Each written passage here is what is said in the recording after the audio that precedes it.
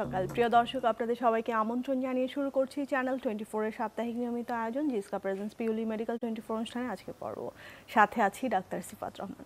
প্রিয় দর্শক, আপনারা হয়তো অনেকেই জানেন যে আমাদের শরীরের স্বাভাবিক যে শারীরবৃত্তীয় কর্মকাণ্ড সেটি পরিচালনা করার জন্য একটি নির্দিষ্ট মাত্রায় কোলেস্টেরল থাকা প্রয়োজন।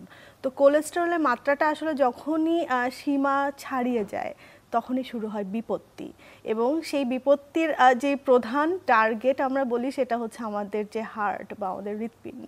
আমাদের হার্টের যেই আর্টারি আছে সেই আর্টারির গায়ে যখন কোলেস্টেরল জমতে থাকে তখন দেখা যায় যে আর্টারিটা সরু হয়ে যায় এবং রক্ত প্রবাহ বা স্বাভাবিক যেই রক্ত প্রবাহ সেটি ব্যাহত হয় এবং হার্টের মাসল ধীরে ধীরে দুর্বল হতে থাকে। একটা পর্যায়ে গিয়ে হার্ট অ্যাটাকের মতো ব্যাপারটাও কিন্তু আসলে অস্বাভাবিক নয়।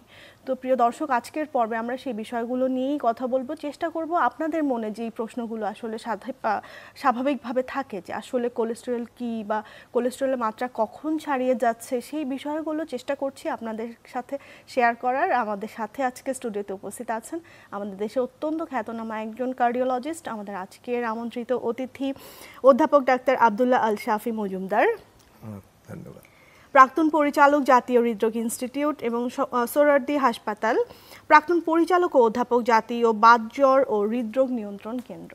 প্রিয় দর্শক, আমাদের এই আয়োজনটি সরাসরি সম্প্রচারিত হচ্ছে। আপনারা আমাদেরকে প্রশ্ন করতে পারছেন, সরাসরি কথা বলতে পারছেন আমাদের আজকের আমন্ত্রিত অতিথির সাথে। যে নাম্বারটিতে ডায়াল করতে হবে সেটি টিভি স্ক্রলে দেখতে পাচ্ছেন। স্যার, আপনাকে আমন্ত্রণ জানাচ্ছি। কেমন আছেন? ধন্যবাদ, শুভ সকাল। স্যার, শুরুতেই জানতে চাইবো যে আসলে কোলেস্টেরল কি এবং কোলেস্টেরল আমাদের শরীরে আসলে কি ধরনের ভূমিকা পালন করে? কোলেস্টেরলটা খুব জনগণের কাছে খুব পরিচিত একটা নাম। কোলেস্টেরল এক ধরনের কি বলবো আমি, একটা চর্বি জাতীয় একটা জিনিস যেটা রক্তের দিয়ে প্রবাহিত হতে থাকে সারা শরীরে, এবং এইটা খুবই প্রয়োজনীয় একটা জিনিস। যে জিনিস দিয়ে আমাদের হরমোন তৈরি হয়, সেলের যে আমাদের যে কোষগুলি আছে ওদের ইন্টিগ্রিটি ওরা যাতে ঠিক থাকে, এইটার যে ব্যবস্থা, এটা কিন্তু কোলেস্টেরলের একটা ভূমিকা আছে। এবং অন্যান্য অনেক জিনিস আমাদের শরীরের ভিতরে দরকার হয়, এই ধরনের জিনিস তৈরি করতে এই কোলেস্টেরল প্রয়োজন হয়। কাজেই কোলেস্টেরল আমাদের শরীরের একটা অত্যাবশ্যকীয় একটা উপাদান। তবে এই কোলেস্টেরল এই উপাদানটা আবার ক্ষতির কারণ হয়ে যায় যদি এটা একটা মাত্রা অতিক্রম করে যায়, যেখানে ওই কোলেস্টেরলটা তখন অতিরিক্ত কোলেস্টেরলটা আমাদের, আপনি যেটা বলছেন অলরেডি, যে রক্তনালীর যে আমাদের ওয়াল, এই রক্তনালীর ভিতরে এটা জমা হয়, অন্যান্য জিনিসের সাথে এটাও জমা হয়। অথবা সেই বিষয়ে যাব স্যার, তাই একটু জানতে চাই যে স্বাভাবিক কোলেস্টেরলের মাত্রা আমাদের শরীরে কত থাকা উচিত? এইটা যখন প্রশ্ন করেন, এটা রোগীরাও প্রশ্ন করে, এটার উত্তর কিন্তু সরাসরি কোনো নাই। কারণ এক একজনের জন্য এক এক অবস্থায়, এক একজন বলতে এক এক অবস্থায়। আপনার জন্যেই আপনার বয়সে কোলেস্টেরলের মাত্রা কতটুকু থাকা দরকার সেটা যেমন আমরা একটা নির্ধারণ করি। আবার যদি আপনার উচ্চ রক্তচাপ থাকে, ডায়াবেটিস থাকে, তখন আবার কোলেস্টেরলের মাত্রা কতটুকু থাকা উচিত এটা কিন্তু নেমে যায়, সেটার একটা রেঞ্জ তখন নেমে যায়। তারপর আপনি আরো কিছু আছে, মনে করে আপনি একটা হার্ট অ্যাটাক হয়ে গেছে, তখন মাত্রা আরো কমে যায়। কাজেই এটা অনেকেই রুগীরা জিজ্ঞেস করে, আচ্ছা এই যে দেওয়া আছে রিপোর্টে, তো দেওয়া আছে খুবই ভুলভাবে, আপনি ডান দিকে রিপোর্টে দেখবেন একটা নর্মাল বলে একটা কলাম থাকে। এটা আমি অনেককে বলি, কিন্তু এখন পর্যন্ত আমি সফল হতে পারি নাই যে এই নর্মাল কলামটা দিয়েন না আল্লাহর রাস্তে। কারণ কি, এটা তো আমরা নির্ধারণ করব, ডাক্তার যারা কনসার্ন ডাক্তাররা নির্ধারণ করবে যে আপনার কোলেস্টেরলের মাত্রা কি হওয়া উচিত। আর এটাও বলি, এখানে বোধহয় বলে রাখতে পারি, আমরা যে ডাক্তার হিসাবে আমাদের কাছে রুগীর কোলেস্টেরল বলতে, যে মাত্রা বলতে, ওর মোটামুটিভাবে 4টা অংশ আছে। যেই 4টা অংশ, যে টোটাল কোলেস্টেরল আপনারা দেখবেন রুগীরা আজকাল খুব অ্যাওয়্যার। তারপরে আরও 2টা থাকে, LDL low density cholesterol, high density cholesterol, তারপর থাকে ট্রাইগ্লিসারাইড টিজি। এই যে 4টা কম্পোনেন্টের ভ্যালু কিন্তু 4 রকমের, এবং কোনটার দিকে আমরা টার্গেট করি এটা আমরা ঠিক করে নেই, যে আমরা এইটাকে 4টা তো একসাথে আমরা ধরতে পারি না। আমরা ধরি হলো এলডিএল বলি, যেটা লো ডেন্সিটি, এটা আমাদের কাছে খুব গুরুত্বপূর্ণ একটা অংশ কোলেস্টেরলের। এইটাকে আমরা সব রোগীর জন্য, এইটা কিন্তু আমাদের লক্ষ্য যে এইটাকে আমরা ঠিক রাখবো। কত ঠিক রাখবো ওই যে অবস্থা ভেদে। তবে যেটা আমি বলতে পারি যে কোনো রিস্ক নাই, তাও আমরা অন্তত 110-20-এর নিচে রাখতে চাইবো, কোনো রিস্ক নাই আমরা। আর যাদের অনেক অনেক রিস্ক তাদেরকে 55 মিলিগ্রাম পার ডেসিলিটার, ইউনিটগুলি আপনার জানতে হবে যে মিলিমোল একটা আছে, মিলিগ্রাম, আমরা মিলিগ্রামেই বেশিরভাগ কথা বলি। এটা হলো এলডিএল, লো ডেন্সিটি কোলেস্টেরলের জন্য, যে আমরা ধরেন তাইলে 55 থেকে নিয়ে 110 পর্যন্ত আমাদের একটা রেঞ্জ। কোন রুগীর কোন লোকের কখন আপনার জন্য আজকে যদি 100-র নিচে হয় এই মাত্রা, আমি হয়তো 2 বছর পরে আপনাকে ফলো আপ করতে হতে একসময় বলবো যে না আপনার তো 70-এর নিচে আসা উচিত। অবস্থা ভেদে কত থাকা উচিত সেটা আপনারা নির্ধারণ করবেন। এই মেসেজটা আমি খুবই ভালোভাবে দিতে চাই যে স্বাভাবিক কোলেস্টেরল মাত্রা কত, এটা রোগীদের খুবই একটা আগ্রহের বিষয়। আজ থেকে 20 বছর আগে আমরা হয়তো একটা বলে দিতে পারতাম, কিন্তু যতই আমাদের বিভিন্ন বিষয় এই সংক্রান্ত আমাদের নানা রকমের স্টাডি হচ্ছে, আমরা জানতে পারছি, তখন কিন্তু আর এটা এইভাবে আমরা বলতে পারি না যে একটা ফিগার দিয়ে বলতে পারি না। ডায়াবেটিসের বেলা যেটা পারি আমরা যে এই এর মাত্রা বেশি হলে আপনার কিন্তু ডায়াবেটিস, কিন্তু কোলেস্টেরলের মাত্রা এত বেশি হলে এটা বেশি ওইভাবে স্পেসিফিক ভাবে বলা সম্ভব না। আচ্ছা, দর্শকদেরকে একটু বলে রাখি, আপনারা কিন্তু অনেকে ফোন করতে পারেন বা আপনাদের যে কোনো মতামত জানাতে পারেন। সেক্ষেত্রে টিভি স্ক্রলে যে নাম্বারটি দেখতে পাচ্ছেন সেই নাম্বারটিতে ডায়াল করতে হবে। আমরা একটা বিষয়, যখন আমরা স্টুডেন্ট লাইফে আমরা পড়েছিলাম তখন জানতাম যে এলডিএল মানে হচ্ছে খারাপ কোলেস্টেরল, এইচডিএল হচ্ছে ভালো কোলেস্টেরল, এবং আমার মনে হয় যে অনেক সাধারণ জনগণও এই কথাটা তারা হয়তো কিছুটা জানে, মানে এটার ব্যাখ্যাটা আসলে কি? না, এটা জানে না, শুধু এটা মানে মাথার ভিতরে একদম গেঁথে গেছে। আমি পঞ্চগড়ের রুগী আর ভোলা রুগী, আমার কাছে নানা দেশের রুগী আছে, তো সবার মুখে দিকে এক ধরনের কথা। আমি বলি অনেক সময় ফান করে যে আপনারা কি কোনোখানে কমন প্ল্যাটফর্মে জড়িত নাকি? কারণ এলডিএল কোলেস্টেরল খারাপ, এটা আমি আপনাকে বললাম, এটাই আমাদের মূল লক্ষ্য যে এটাকে আমাদের ঠিক রাখতে হবে। আর এইচডিএলকে আমরা আগে বলতাম যে এইচডিএল যদি বেশি থাকে তাইলে আমরা প্রোটেক্টিভ, আমাদের রোগ হওয়ার সম্ভাবনা, মানে এই কোলেস্টেরল জনিত রোগ হওয়ার সম্ভাবনা কম যদি এইচডিএল এর মাত্রা বেশি থাকে। কিন্তু পরে দেখা গেল না, আসলে আমাদের এই ধারণাটা ঠিক না। কাজেই আমরা এখন আর এইচডিএলকে ভালো কোলেস্টেরল এই উপাদায় দিব না আমরা। ওইটা আমাদের দৈনন্দিন কর্মকাণ্ডে ওইটার ভূমিকা এখন আমরা এই মুহূর্তে আমাদের কাছে খুব বেশি নাই এইচডিএল এর ভূমিকা। তাইলে কেন আমরা এইচডিএল মাপি, এই প্রশ্ন যদি করেন, এর কার্যকারণ আছে কি না এটা নিয়ে আমাদের এখন সন্দেহ, যে না এ কম থাকলেই বা কি, বেশি থাকলেই বা কি।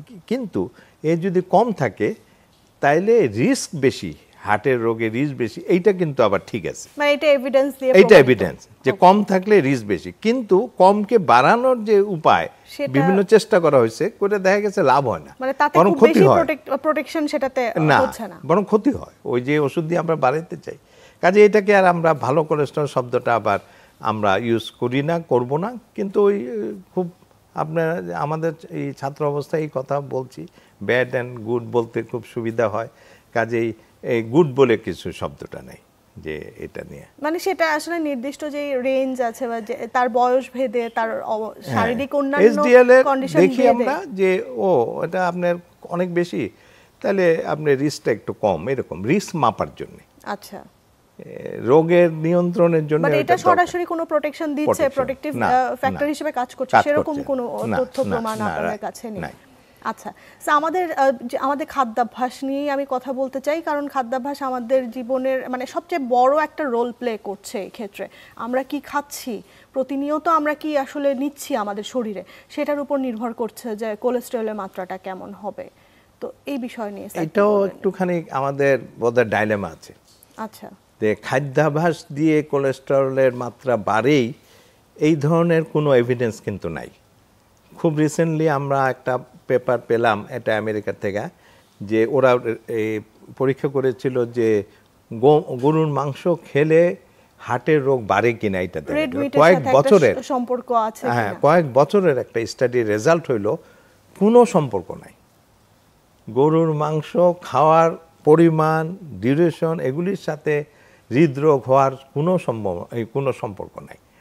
কাজে আমরা যেটা বলি না যে আমরা গরু খাসি অনেক কিছু বলি যে এগুলি খেলে ওই কলজে খেলে তারপর কি বলে মগজ খেলে এগুলি, হ্যাঁ এগুলি যে আমরা বলি এগুলি কিন্তু আমাদের এভিডেন্স ছাড়া বলি। আমরা জানি যে এগুলিতে প্রচুর কোলেস্টেরল আছে, সেই জন্য আমরা মনে করি কি এটা খেলে এটা বোধহয় আমাদের শরীরে মধ্যে কোলেস্টেরল বেড়ে যাবে। আপনি একটা ধারণা দেখেন, আমরা যেই কোলেস্টেরল খাই এটা তো রক্তের মধ্যে ঢুকে না সরাসরি, এটা তো একটা বড় বিপাক প্রক্রিয়ার মধ্যে যায়, পেটে যায়, ওটা একটা প্রসেস হয়, তারপর ওটা অ্যাবজর্ব হয়ে এটা লিভারে যায়, বুঝছেন? কাজেই কেউ মনে করে এটা যেহেতু আমাদের জনসাধারণ এইটার সাথে যুক্ত আছে এই প্রোগ্রামের সাথে, যে আমাকে এসে বলে ওই কোরবানির সময় না অনেক মানে গোস্তকে কিছু খাওয়া হয়ে গেছিলো এই জন্য আমার কোলেস্ট্রল বেড়ে গেছে। এটা একটা খুবই একটা মিথ বলবো আর কি। এই মিথটা এত জোরালো যে আমি বলার পরে কিন্তু রুগী যে খুব সন্তুষ্টভাবে গ্রহণ করে মনে হয় না, কারণ অন্য ডাক্তাররা হয়তো আবার ওইটা বলে দেয় যে কোরবানির সময় গোস্ত খাবেন না। আমি বলি কি জানেন, আমরা যে মাংস খাই, গরুর মাংস, খাসির মাংস, চিংড়ি মাছ, এগুলি যে আমরা নর্মাল আমাদের, আবার যারা নিরামিষ ভোজী, যারা এগুলি খায় না, তাদের সাথে কম্পেয়ার করে দেখেন তাদের ইনসিডেন্স আমাদের চাইতে কম না, কিন্তু মানে কাছাকাছি কেন একই রকম। আচ্ছা, কাজে এটার অন্যান্য ফ্যাক্টর আছে, শরীরের ভিতরে কোলেস্টেরলটা তৈরি হয়। আমি ওই ফ্যাক্টরগুলো সম্পর্কে জানবো। আমাদের সাথে ফোনে দর্শক আছেন। হ্যালো দর্শক, আসসালামু আলাইকুম। আসসালাম, আমি কামরুজ্জামান ছিলাম মুন্সিগঞ্জ থেকে। জি দর্শক শুনতে পাচ্ছি। জি, আমার কোলেস্টেরলটা গত কয়েকদিন আগে আজকে টেস্ট করেছি। আমার ওই যে এইচডিএলটা হইল 39.5 আর এলডিএলটা হচ্ছে 165। এটাতে কি কোনো সমস্যা আছে? আপনার কোনো প্রশ্ন আছে ওনার কাছে? না, আমার প্রশ্ন হলো আপনি যে ফিগারগুলি দিলেন এই ফিগারই আমাকে আপনার উত্তর দেওয়ার জন্য যথেষ্ট নয়। আপনার বয়স কত, আপনার অন্যান্য রিস্ক ফ্যাক্টর আছে কিনা, আপনি ধূমপাই কিনা, আপনি উচ্চ রক্তচাপ কিনা, আপনার ডায়াবেটিস কিনা, আপনার আগে কোনো হার্টের কোনো অসুখ হয়েছিল কিনা, স্ট্রোক হয়েছিল কিনা, এই যে ইনফরমেশনগুলি আমি সমস্ত নিয়ে তখন আমি বলবো যে আপনার এলডিএল আপনি বোধহয় বলছেন 185 না 185 না 65, যাই হোক 165 তো অবশ্যই বেশি, কিন্তু এটা কত বেশি এবং কত নামে আনতে হবে এই উত্তর আমি এখন দিতে পারবো না। আমি যে আমার আপনি যেগুলো প্রশ্ন করেছেন সবগুলোই নাই। আচ্ছা, মানে আমার কোনো কিছুই নাই আর কি। বয়স হলো আমার 45 প্লাস। বয়স 45 প্লাস। সিগারেট খান কিনা আমি জিজ্ঞেস মানে জানতে চাচ্ছি। আপনি সিগারেট না, আপনার কোনো রিস্ক ফ্যাক্টর নাই, উচ্চ রক্তচাপ নাই, তাই তো? জি জি, কিছুই নাই। না, তাইলে আপনি মাপলেন কেন এটা একটু জিজ্ঞেস করি, যদি কোনো কমপ্লেনের জন্য মাপলেন? জি জি জি, আমার একটা সময় ডায়াবেটিসের একটা প্রবণতা কাছাকাছি চলে গেছিলেন মনে হয়েছিল, যার কারণে আমি ঢাকায় টেস্ট করে ডায়াবেটিস ছিল না। পরবর্তীতে বললো যে আপনি এলডিএল একটু বাড়ছে, আপনি একটু বেশি হাঁটাচলা করতে। আমি ওভাবেই প্র্যাকটিস করছি, কিন্তু অনেকদিন পরে আবার মনে হচ্ছে যে আমার মাপা প্রয়োজন, এই জন্য মাপলাম। আমি আমার বক্তব্যে বলছিলাম যে খুব রিস্ক ফ্যাক্টর নাই, খুব কম রিস্ক ফ্যাক্টর বা নাই, এরপরেও আমরা 110 বা এর মধ্যে নিয়ে আসতে চাই, উইদিন 110 নিয়ে আসতে চাই। আমার যদি আপনি একজন নর্মাল লোক 45 ইয়ার্স প্লাস আর একবার প্রি ডায়াবেটিস হয়েছিল বলে মনে হচ্ছে, আপনি বলছিলেন যে মাত্রা বেড়েছিল, সব মিলিয়ে আমি বলবো, আমি এমনভাবে বলবো, যদি আমি প্রেসক্রাইব করব না আপনাকে, আপনার কোলেস্টেরলটা 110 এর নিচে এনে রাখা ভালো। সেটার জন্য ওনার একজন চিকিৎসকের পরামর্শ নেওয়া অবশ্যই। আপনার সমস্ত কিছু মিলিয়ে আপনার ওই যে সাথে দেখতে হবে টিজিটা লেভেলটা কত আছে, এইচডিএলটা কি বেশি না কম, তাতেও আপনার রিস্ক ফ্যাক্টরগুলি অ্যাসেসমেন্ট হবে। কাজেই তবে 165 ডেফিনেটলি যে কোনো রোগের জন্য মানে লোকের জন্য বেশি, এটাকে 110-এর মধ্যে আনতে হবে, কিন্তু এটা হলো স্বাভাবিক। আর যদি সাথে ডায়াবেটিস থাকে তাহলে এটা অবশ্যই আপনার 110-এর নিচে 70-এর মধ্যে নিয়ে আসতে হবে। আবার ডায়াবেটিস না, শুধু ডায়াবেটিসের জন্য আপনার কিডনি অসুবিধা হয়েছে, চোখে অসুবিধা হয়েছে ডায়াবেটিসের কারণে, তখন আমরা আরো কড়াকড়ি করি, এটারে হয়তো 55 মিলিগ্রাম পার ডেসিলিটারে নিয়ে আসতে চাই। আচ্ছা, দর্শক আপনাকে ধন্যবাদ আমাদেরকে ফোন দেওয়ার জন্য। স্যার যেটা বলছিলেন যে অন্যান্য ফ্যাক্টর আছে যে আসলে তাহলে কোলেস্টেরলটা কেন বাড়ছে যদি আমাদের খাবারের উপরে নির্ভর সরাসরি না করে, মানে কিছুটা আছে, আমি একদম বলি, কিন্তু আমরা যেরকম বাড়াবাড়ি করি আমি বলবো যে বোধহয় এটা হয় আমি 2 টুকরা মাংস খেয়েছিলাম তো এই জন্য মানে বুকের ব্যথা হয়েছে, মানে এগুলি মিথ, এবং মিথটা খুব ভুল প্রচলিত এবং প্রচারিত মিথ। তবে এটা কেন বাড়ে আপনি যেটা বললেন, এটা হলো শরীরের ইন্ট্রিকেট ভিতরের মেকানিজমের জন্য বাড়ে। তো মেকানিজম হলো এক্সট্রা ক্যালোরি যখন থাকে ওই ক্যালোরিটা কিন্তু কোলেস্টেরলে রূপান্তরিত হয়, ফ্যাটে রূপান্তরিত হয়ে স্টোরেজ হয় আমাদের শরীরে ফ্যাট, মানে আমরা যখন খাবারের মাধ্যমে বাড়তি ক্যালোরিটা নিচ্ছি। হ্যাঁ, এটা একটা ওবেসিটির একটা কারণ কি এই অতিরিক্ত ক্যালোরিটা জমাইতে সুবিধা হলো চর্বির আকারে, ফলে আমরা যদি কার্বোহাইড্রেট অনেক খাই শরীরের ভিতরে ঢুকে ওইটা কিন্তু এক্সট্রা ক্যালোরিটা ওই চর্বি হিসেবে হয়ে যায়, বুঝতে পারছেন? সেটা আমাদের যে ভিসেরাল ফ্যাট আমরা বলি যে আমাদের ভিতরের অর্গানগুলোর গায়ে এই চর্বি জমে, যে এই চর্বিটা উৎপত্তি কিন্তু আমাদের এক্সট্রা ক্যালোরি মেইনলি আমাদের খাবার থেকে আসে, আপনার কার্বোহাইড্রেট। কেন? সুইটস এন্ড কার্বোহাইড্রেট, কেন? কারণ আমরা অনেক বেশি কার্বোহাইড্রেট খাই, আমরা সুইটসের প্রতি আমাদের একটা বাংলাদেশের লোকদের একটা আকর্ষণ আছে, কাজে এইটা খাই, এইটা দিয়ে কিন্তু বাড়ে। আমরা যে লেখি, আমরা ডাক্তার হিসেবে অনেক সময়, আমিও লিখেছি এক সময় যে আপনি গরুর মাংস, খাসির মাংস, ওই যে আপনি যেটা এগুলি খাবেন না। আমাদের দেশে গরু মাংস এই কতটুকু আমরা গ্রহণ করি বলেন? আমি যে বাইরে টাইরে যাই, ওরা যে স্টেক খায়, একটা স্টেকের অন্ততপক্ষে 250 গ্রাম থেকে 300-350 গ্রামের স্টেক থাকে, এটা তারা খায়। উইকলি না হইলেও দেখা যায়, উইকলি তো খাই, মানে কখনো 2-3 বারও খায়। আর আমাদের দেশে ওই 250 গ্রাম তো আমরা 5 জন মিলে খাই, ঠিক কিনা? মানে যতই আমরা সলভেন্ট হইলো আমাদের অত কনজামশন এটা কিন্তু অত বেশি না, এক্সেপশন আছে কিছু একটা গ্রুপ, আমার ঢাকার স্থানীয় লোকজন প্রচুর কাবাব খান, এ তো আলাদা একটা। কিন্তু ইন জেনারেল যদি আমি বাংলাদেশের পপুলেশনের কথা বলি, মাংস গ্রহণ আমাদের কোনো রিস্ক ফ্যাক্টর না। তাহলে আমাদের একটা অন্যতম ভাত মিষ্টি এগুলি খেয়ে আমরা এক্সট্রা ক্যালোরি তৈরি করি। সেই জন্য দেখা যায় যে ভাত খাচ্ছি অনেক, মাংস কম খাচ্ছি, যে আমার হার্টের রোগ হয়ে যাবে, একটা পুরা ভুল ধারণা। মানে এখানে কিন্তু একটা কন্ট্রাডিকশন আমরা দেখতে পাচ্ছি যে অজ্ঞতার কারণে মানুষের অ্যাওয়ারনেসের জায়গাটায় দুর্বলতা আছে। এই যে শর্করাটা আমাদের কমাইতে হবে, আরেকটা হলো এক্সারসাইজ করতে হবে। এক্সারসাইজ কেন? আমার এক্সট্রা ক্যালোরিটাকে আমরা বার্ন আউট করে দেব, মানে ফিজিক্যাল অ্যাক্টিভিটির সাথে তো এখানে কোনো কম্প্রোমাইজ, ওইটা এক্সট্রা ক্যালোরিটা বার্ন আউট, এটা আমি মনে করি যে এটা আপনি বার্ন আউট করেন। আর মানে মাঝে মধ্যে বলতে কতদিন, এটা নির্ভর করবে আপনার অবস্থার উপরে।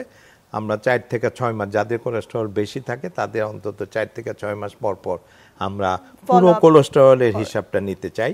নিয়ে আমরা ওটা যদি দেখি যে এটা মাত্রার বেশি, যার যে মাত্রা দরকার তার বেশি, তখন তাকে আমরা কমানোর জন্য ওষুধ প্রয়োগ করি। তো আপনি হয়তো বলতে পারেন যে আগেই ওষুধ দিয়ে দিবেন। এটা দেওয়ার একটা কারণ হলো এই ওষুধগুলি কিন্তু এখন নিরাপদ। মানে এক সময় কিছু ওষুধ ছিল খুব অন্য পার্শ্ব প্রতিক্রিয়া অনেক বেশি ছিল, এখনকার ওষুধগুলি কিন্তু নিরাপদ। কাজে আমরা ওষুধ ব্যবহারে খুব মানে দ্বিধাদ্বন্দ্ব করা উচিত না, কারণ কোলেস্টেরলের মাত্রা বেশি এবং কতদিন ধরে বেশি এইটাও কিন্তু একটা ফ্যাক্টর। মানে আপনার আজকে মেপে দেখা গেল 100, ওনার 165, যে জন্য ওনার সাথে আমার তো অনেক কথা ছিল। এই 165টা কি ওনার 2 বছর ধরে, মানে সেটা পারসিস্ট করছে কি অনেক দিন ধরে? এই অনেক দিন ধরে মানে আপনি খুব হাই রিস্কে আছে। আচ্ছা। আর আমি 4 মাস আগে মেপেছিলাম, আমারটা ছিল 100 নিচে, আজকে মেপে দেখি 150। তার মানে আমার এই 4 মাসের মধ্যে বাড়ছে। তাহলে আমার রিস্ক কম, আমার কমাইতে হবে 2 ক্ষেত্রেই, কিন্তু আমার রিস্কটা কম, এইটুকু আমি একটা অ্যাসেস করতে পারি। আচ্ছা, আমরা যে এই যে হার্টের সাথে কোলেস্টেরলের যে সরাসরি যে সম্পর্ক, যে আমাদের করোনারি আর্টারির গায়ে যখন কোলেস্টেরল জমছে আমরা বলছি যে প্লাক জমা হচ্ছে, তো সেটা তো আমাদের হার্ট অ্যাটাকের ঝুঁকিটাকে বাড়িয়ে তোলে।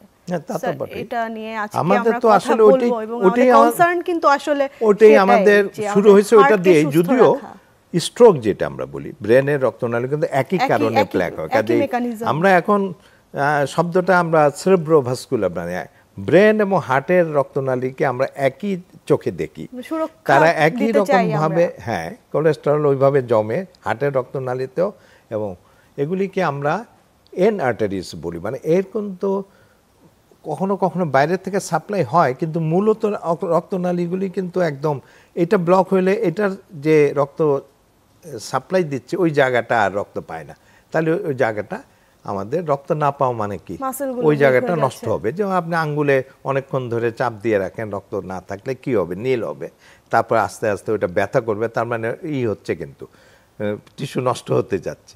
তাও যদি আটকে রাখেন তাহলে দেখবেন যে ওখানে পচন ধরবে। কাজেই এইটা আমাদের কনসার্ন যে রক্তনালীতে যে কোলেস্টেরলটা জমতেছে, কোলেস্টেরল শুধু জমে না, ও আবার একটা বিক্রিয়া তৈরি করে যে আরও বেশি অন্যান্য সেল টেল এসে ওই রক্তনালীর যে ডায়ামিটারটা ডাইমেনশনটাকে ওটাকে কমে দেয়, যেটা ফ্লো হচ্ছে এটাকে কমে দেয়। ও নিজে শুধু না, ও আরও অন্যান্য সেলকে ডেকে নিয়ে আসে। কাজে ও এত মানে বিপজ্জনক। সেই জন্য আমরা খুব কনসার্ন সেই জন্যে, এবং এটা দিয়েই কিন্তু তৈরি হয়েছে প্রথমে যে কোলেস্টেরলের গুরুত্বটা কি তোমার হার্টের, মানে আমাদের আলটিমেটলি টার্গেট তো হচ্ছে আমাদের মেজর অর্গানকে সেভ করা। হ্যাঁ, টার্গেট অর্গান। এবং আরেকটা আপনি এটাও একটু বলা ভালো যে অনেক রোগী দেখবেন যে আপনি হাঁটতে গেলে পায়ে ব্যথা পায়, তার মানে কি পায়ের রক্তনালীতে যে ওই কোলেস্টেরলের প্লেগ জমে, এবং এটা খুব কষ্টদায়ক কিন্তু। এবং আগে তো আমরা চোখের সামনে কিছুই করতে পারতাম না, এখন অনেক কিছু করা যায়, ওখানে অপারেশন করে ওটা ঠিক করা যায়, ওখানে আমাদের ইন্টারভেনশন করে ঠিক করা যায়। কিন্তু যাই করি না কেন উপরে হইলো আমরা করতে দিব না, আমরা কোলেস্টেরল জমতে দিব না। প্রিভেনশন আমরা প্রিভেনশন বলেন, এটা প্রিভেনশন দুই রকমের, রোগ না হওয়ার আগেই এটা করব, আবার রোগ হওয়ার পরেও যাতে আর না বাড়ে এটা চেষ্টা করব। এইটাই হলো আসল। আপনি যে ইন্টারভেনে অপারেশন করেন, স্টেন্টিং করেন, কিন্তু আমার মূল টার্গেট হলো আমার মানে থেরাপি, মানে ড্রাগ থেরাপি, যে ওইটা দিয়ে যেন আমরা কোলেস্টেরলকে আমরা উচ্চ মাত্রায় নিব না। তাইলে আমাদের কিছু লাইফস্টাইল আর আমাদের ড্রাগ থেরাপি, এই দুইটা কিন্তু আমাদের খুবই দরকারি জিনিস, এবং দুইটাই কিন্তু খুব কম্বাইন্ডলি খুবই মানে প্রিসাইজলি করতে হবে। অনেকে রোগীরা আছেন। আমরা আলোচনায় ফিরব স্যার একটি ছোট্ট বিরতির পরে।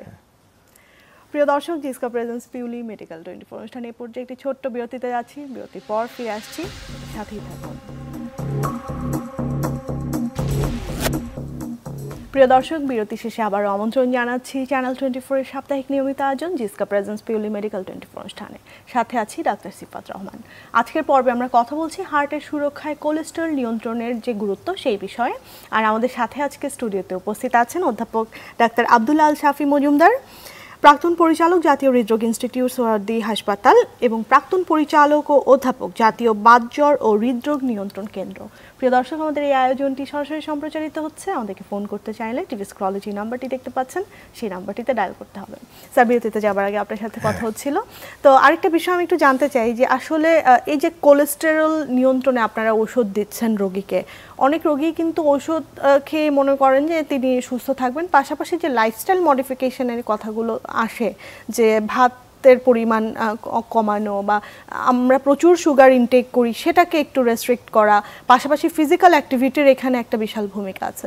তো এই বিষয়গুলো আসলে মানাটা অনেক ক্ষেত্রেই দেখা যায় যে রিয়েলিস্টিক হয়ে ওঠে না। তিনি হয়তো সময় পাচ্ছেন না ফিজিক্যাল অ্যাক্টিভিটির জন্য, বা খাদ্যাভ্যাসটাও সেভাবে করে নিয়ন্ত্রণ করতে পারছেন না।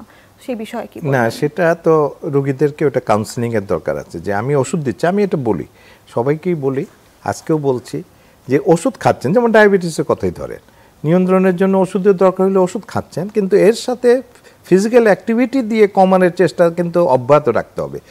তাহলে হবে কি, ওষুধের মাত্রাটা আপনি কমে আসতে পারে। এমনকি ওষুধের যে হয়তো 3টা ওষুধ খাচ্ছেন, এটা কমে 2টা ওষুধে চলে আসতে পারে। কাজে ফিজিক্যাল এক্সারসাইজ এর বিকল্প নাই। আমি বলি যে এই যে ওষুধ লিখলাম এর বিকল্প কিন্তু এক্সারসাইজ না। আমি আরও একটু বাড়িয়েও বলি যে বিশেষ করে ডায়াবেটিস রোগী, উচ্চ রক্তচাপের রোগী আর এই কোলেস্টেরল বেশি রোগী যাদের তাদেরকে আমি বলি যে এক্সারসাইজ আপনার ধরেন যে অর্ধেক চিকিৎসার একটা মানে অর্ধেক চিকিৎসা, আর বাকি অর্ধেক আমি চেষ্টা করি ওষুধ দিয়ে আপনাকে চেষ্টা করি। কারণ আপনি তো ওষুধের তো কিছু পার্শ্ব প্রতিক্রিয়া থাকবেই, কিন্তু এটা যদি আমি বলি যে পার্শ্ব প্রতিক্রিয়া নাই এটা কিন্তু ঠিক না। তারপর টলারেবিলিটি আছে, একটা পেশেন্ট একটা ওষুধ ওইভাবে নাও সহ্য করতে পারে, খুবই রেয়ার এখনকার দিনে, কিন্তু তাও তো ধরেন আপনি যদি আমার 5000-এ একজন লোক সহ্য না করে, তাও তো একটা ব্যাপার। সেই জন্য আপনাকে ওষুধ ছাড়া যে প্রক্রিয়াগুলি আছে খুবই সিম্পল, এক্সারসাইজ করেন। এবং এক্সারসাইজের আপনি যেটা রিয়েলিস্টিক শব্দটা ব্যবহার করলেন, আমি কিন্তু রিয়েলিস্টিক ওয়েতে তাদেরকে বলি আপনি যে কোনো সময় হাঁটবেন, এটা আমার প্রথম কথা। কারণ আমরা যখন হাঁটার কথা বলি, রুগী মনে করে ভোরবেলায় ফজরের নামাজ পড়ে হাঁটতে হবে, এবং এটা অনেকের জন্য কষ্টকর, কিন্তু অত সকালে উঠতে পারে না। এটা আমি প্রথমেই বলি, আপনি সকালে হাঁটেন, দুপুরে হাঁটেন, বিকালে হাঁটেন, রাত্রে হাঁটেন, 24 ঘন্টার মধ্যে অন্তত আধা ঘন্টা আপনি ফিজিক্যাল এক্সারসাইজ হাঁটার করেন, আপনি যখন সুবিধা। তখন আমরা লিফট ব্যবহার করি, মানে লিফটের এরপরে আসি। হ্যাঁ, এইটা তো বলি, তাহলে রুগী একটুখানি হয়, কিন্তু তাহলে ফজরের মানে ঘুম ভেঙে উঠতে হবে না, এটা রুগীকে আমরা এই বার্তাটা দিয়ে দিই। তারপর হলো যেটা আপনি বললেন, এটা আমি সবসময় বলি, দৈনন্দিন কার্যক্রমের অংশ হিসাবে আপনি এক্সারসাইজ বলতে মূলত আমি হাঁটার কথাটাই বলছি, যে আপনি স্কুলে যাওয়া আসা করতে হয় গার্জিয়ানদের, আপনি ওই হেঁটে যান। অনেকের বাসার থেকে স্কুলের দূরত্ব 15-20 মিনিটের দূরত্ব, আপনি হেঁটে যান কোনো যানবাহন ব্যবহার না করে, লিফট ব্যবহার না করা।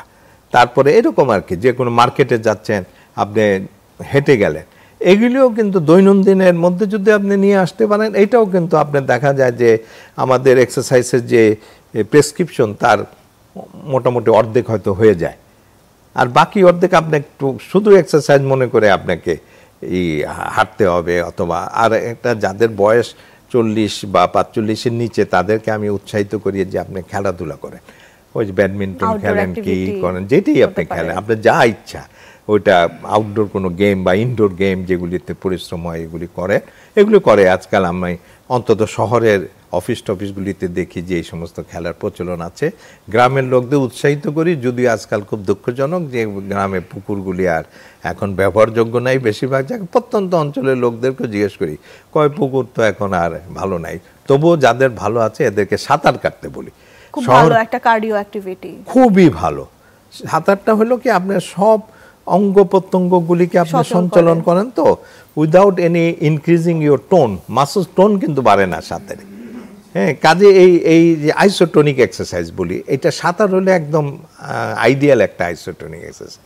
তো শহরেও আজকালই আছে, সুইমিং পুলের ব্যবস্থা আছে, এটাও আমি উৎসাহিত করি, যদিও হয়তো পার্সেন্টেজ হিসেবে কম, হাঁটাটাই আমরা বেশি। যদি আমি বলি যে 45-এর নিচে আপনি হেঁটে এক্সারসাইজ করবেন কেন, আপনি খেলাধুলা করেন, আপনি ওই করেন, সাঁতার কাটতে যান, এই ধরনের করেন একদম। এটা ওর উপরে বয়স যাদের, এটা হয়তো আমি একটু বয়সের ব্যাপারটা নিয়ে আসতে চাই, যে আমরা কিন্তু একটা সময় মনে করতাম যে বয়সের সাথে কোলেস্টেরল বৃদ্ধির একটা সম্পর্ক আছে, যে যারা 40 ঊর্ধ্ব বা যাদের বয়স বেশি তাদের ক্ষেত্রে হবে, কিন্তু এখন কিন্তু আমরা অনেক ইয়াং অ্যাডাল্টসদের মধ্যেও দেখতে পাই যে যারা কোলেস্টেরল বেশি নিয়ে আপনাদের কাছে আসে। এর পিছনে আসলে একটা প্যাথোলজি হলো কি, যে মানে প্যাথোলজির আমাদের জ্ঞান, যে আমাদের খুব আর্লি এজ থেকে এই কোলেস্টেরল ওই বিভিন্ন রক্তনালীতে জমার একটা প্রক্রিয়া চলতে থাকে, অ্যাথেরোস্ক্লেরোটিক যে অ্যাক্টিভিটি আমরা বলি। এই জন্য আমরা কিন্তু আগে বলতাম যে 40-এর উপর গেলে আপনি পুরো প্রোফাইলটা একটু মাপেন, কোলেস্টেরলের প্রোফাইল সাথে অন্যান্য। এখন কিন্তু আমরা বলি না, এই টিনস মানে 20 বছরের আগেই আপনি অন্তত একটা চেক আপ করে নিতে হবে, যে টোটালটা। তারপরে আপনি ওই অনুযায়ী প্রতি বছর করবেন নাকি 2 বছর অন্তর অন্তর করবেন, এইটা আপনার চলতে থাকবে। এইটা আমাদের একটা প্র্যাকটিস হওয়া উচিত। আরেকটা হলো, আপনি জানেন যে এটাকে বলে ফ্যামিলিয়াল হাইপার কোলেস্টেরল, মানে ফ্যামিলিতে রান করে। এটা হলো জেনেটিক একটা ডিজিজ। এইটা কিন্তু তো জন্মের পরেই এটা ডিটেক্ট করা ভালো, তো সেটা তো আমরা প্রত্যেক বাচ্চাদের করতে পারি না। যেই বাচ্চাদের প্যারেন্টস, সাধারণত প্যারেন্টসের থেকে যেহেতু হয়, ট্রান্সমিট হয়, যাদের আমরা সাসপেক্ট করি প্যারেন্টসের ওই রোগ থাকার কথা, তখন ওইটাও কিন্তু করতে হবে। এটাও মাথায় রাখতে হয় যে কম বয়সের বাচ্চা, মানে ইনফ্যান্টস বলেন, চিলড্রেন বলেন, এদেরও করার প্রয়োজন আছে, যদি আমরা মনে করি যে তাদের বাবা মার কিন্তু উচ্চ কোলেস্টেরল বেশি ছিল, ওইটা ফ্যামিলিয়াল কারণে হতে পারে। কারণ ওইটাও কিন্তু খুব মারাত্মক। বাচ্চা বয়সে যদি আমরা কোলেস্টেরলটাকে কমে আনতে না পারি, তাহলে খুবই আর্লি এজে, আপনি জানেন যে আমাদের দেশে রেকর্ডেড হয়েছে 13 বছর একটা মেয়ের হার্ট ডিজিজের রেকর্ড আছে আমাদের। তো এইটাও আমাদের করতে হবে। কাজে এইজ কিন্তু বাড় না। আপনি যেটা বললেন 40-এর উপরের কথাটা হলো, ওই আগেও বলছিলাম যে কতদিন ধরে কোলেস্টেরল বেশি আছে, এটা একটা ফ্যাক্টর। তার মানে আপনি 40-45 হইলে মানে তার যদি 30 বছর বয়সের থেকে বেশি হতে থাকে, সে 10 বছর ধরে এক্সপোজড এই উচ্চ কোলেস্টেরলে, সেই জন্য তার হওয়ার সম্ভাবনা আরো বাড়ে আর কি। 40-এ গিয়ে হয়তো তার আরো যে বেশি। এটা প্রকট। কিন্তু আপনি কি চাইবেন যে তার রোগ হওয়ার পরে আমি ডিটেক্ট করি? না, আমি চাইবো আপনি রোগ হওয়ার আগে ডিটেক্ট, মানে আমরা ইন্টারভেনশনটা দিতে চাই রোগ হওয়ার আগে, যাতে সেটাকে আমরা বন্ধ করতে পারি। এবং এটা আমি আবারও বলি, ওষুধ দিয়ে কিন্তু ওই কোলেস্টেরলের মাত্রা কমানো যায়, মানে আমরাই সাক্ষী ডাক্তাররা যে আমাদের কমেছে। খালি কমে না, আমাদের যে রক্তনালীতে যে কোলেস্টেরল জমে, ওই জমারও পরিমাণটা কমে আসে কিন্তু। মানে এগুলি আমরা ইমেজিং করে দেখতে পারি না, সিটি অ্যানজিওগ্রাম, যে এতটুকু আছে কোলেস্টেরলটা, আমরা 6 মাস 1 বছর ওষুধটা দিলাম, দেখলাম যেটা রিগ্রেস করে, কমে আসে। মানে এটা একদম এভিডেন্ট এই ব্যাপার। সেই জন্য আমি খুব উৎসাহিত করি। খালি লাইফ চেঞ্জ। আপনাকে অসংখ্য ধন্যবাদ। আসলে আমাদের আলোচনা শেষ হবার নাই, আরো অনেক কিছু জানার ছিল, সময় শেষ হয়ে গেছে। ধন্যবাদ আপনাকে। প্রিয় দর্শক, আমাদের আজকে পর্বে আলোচনা ছিল এই পর্যন্ত। আশা করছি আপনারা উপকৃত হয়েছেন। দেখা হবে সামনের পর্বে নতুন কোনো বিষয় নিয়ে। ভালো থাকবেন, সুস্থ থাকবেন।